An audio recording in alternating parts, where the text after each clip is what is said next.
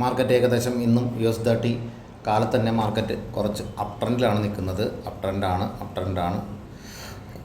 ഡാക് സെക്ഷനും ഈ സെക്ഷനിലൊക്കെ മാർക്കറ്റ് എന്നാൽ ക്ലോസ് ചെയ്ത റേറ്റ് അനുസരിച്ച് നെഗറ്റീവായിട്ടാണ് ക്ലോസ് ചെയ്യുന്നത്. എന്നാൽ ഈ ഇൻഡെക്സ് US മാർക്കറ്റ് ഇൻഡെക്സ് ആയാലും നെഗറ്റീവ് ആയിരുന്നുള്ള കാര്യം മറക്കരുത്.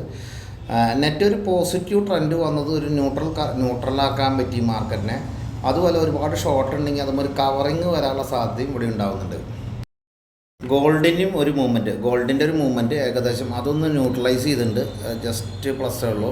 സിൽവറും ജസ്റ്റ് പ്ലസ്, കോപ്പർ ജസ്റ്റ്, ഇതെല്ലാം ചെറിയൊരു പ്ലസ്സേ ഉള്ളൂ. ക്രൂഡ് ഓയിലും കുറച്ചൊന്ന് തണുത്തിട്ടുണ്ട്. കാരണം നമ്മൾ ഇവിടെയാണ് വാച്ച് ചെയ്യേണ്ടത്. ഈ ക്രൂഡ് ഓയിലിനനുസരിച്ചായിരിക്കും, ക്രൂഡ് ഓയിലിൻ്റെ മൂവ്മെൻറ്റാണ് മാർക്കറ്റിനെ കൂടുതലും അപ് ട്രെൻഡ് ആക്കുന്നത്. അപ്പോൾ ക്രൂഡ് ഓയിലിൽ എപ്പോഴും കോൺസെൻട്രേറ്റ് ചെയ്യുക. എന്തെങ്കിലും അവിടെ വിഷയം ഉണ്ടെങ്കിൽ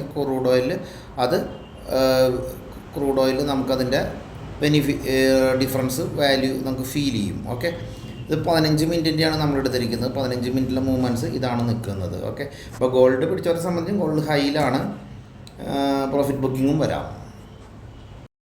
നമുക്ക് നെഗറ്റീവ് ഇമ്പാക്റ്റ് വരാൻ ഇപ്പോൾ കാണാൻ സാധ്യത, യുദ്ധം മാറ്റിയെടുത്ത് അടുത്ത നെഗറ്റീവ് ഇമ്പാക്റ്റ് വരാനുള്ള സാധ്യത ഈ നമ്മുടെ റുപ്പി മോശമാകുന്ന ഒരു കൺസെപ്റ്റ്. 86.13 ആയിട്ടുണ്ട്.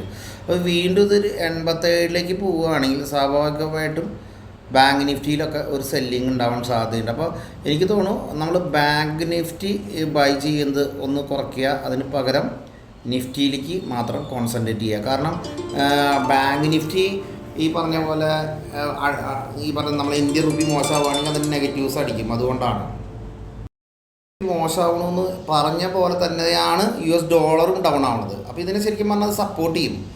US ഡോളർ ഡൗൺ ആവുക, അതേസമയം ഇന്ത്യൻ റുപ്പി ഡൗൺ ആവുക.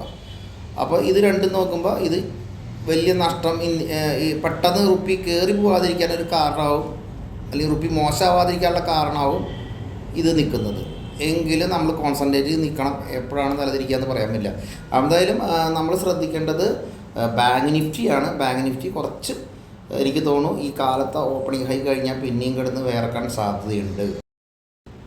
നമ്മൾ റേഞ്ചുകൾ നോക്കാൻ ചെന്നപ്പോൾ 70 പോയിൻ്റ് മാർക്കറ്റ് അപ്പാണെന്ന് അറിയാം. എങ്കിൽ തന്നെ നമുക്കിവിടെ നോക്കുകയാണെങ്കിൽ ഇവിടെ കാണാം, ഇവിടെ വരുന്ന എത്രയാണ്, 24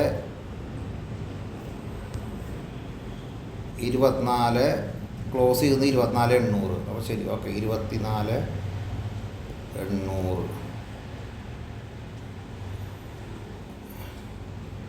24,800 ഈ ലൈൻ പിടിക്കുകയാണെങ്കിൽ 24,800, 24,997.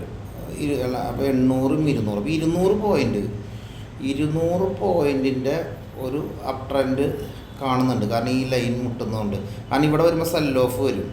അപ്പോൾ 200 പോയിൻറ്റിൻ്റെ അപ്പാണ് ഇവിടെ പ്രതീക്ഷിക്കാവുന്ന ഇന്നത്തെ ഒരു മൂവ്മെൻറ്റ്. അത് കഴിഞ്ഞിട്ട് മാർക്കറ്റ് സസ്റ്റെയിൻ ചെയ്ത് ഗുഡ് ന്യൂസ് ആണെങ്കിൽ അടുത്ത ട്രേഡിംഗ് പോയിൻ്റ് എടുക്കും. എന്തായാലും 200 പോയിൻ്റ് ഹൈക്ക് നമുക്ക് ഏകദേശം പ്രതീക്ഷിക്കാവുന്നതാണ്. ഓക്കെ,